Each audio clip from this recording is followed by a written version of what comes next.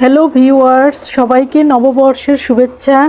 নববর্ষ উপলক্ষে আপনাদের সবার জন্য আমি বরিশাল অঞ্চলের ঐতিহ্যবাহী একটা পিঠা, রসগজা পিঠা বানাচ্ছি। বন্ধুরা, আসলে কোনো কিছু নাস্তা শিখতে হয় না ভাই। আমি নাস্তা শিখে বড় ঝামেলার ভিতরে আছি। দুপুরের খাওয়ার 2 ঘন্টা পর থেকে আমার স্বামী, আমার ছেলে সারাদিন আমার পিছু পিছু হাঁটে আর বলে, সন্ধ্যায় নাস্তা কি করবা, কি করবা, বড় ঝামেলা আছি ভাই। আপুরা, তোমরা কেউ আবার নতুন করে শিখতে যায় না, তাইলে কিন্তু আমার মতো এরকমের ঝামেলা পোহাতে হবে, তাইলে কিন্তু তোমাদের কপালে ভোগ আছে।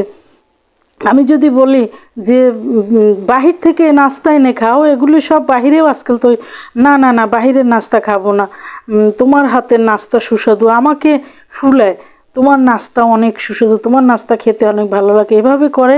আর প্রতিদিন আমাকে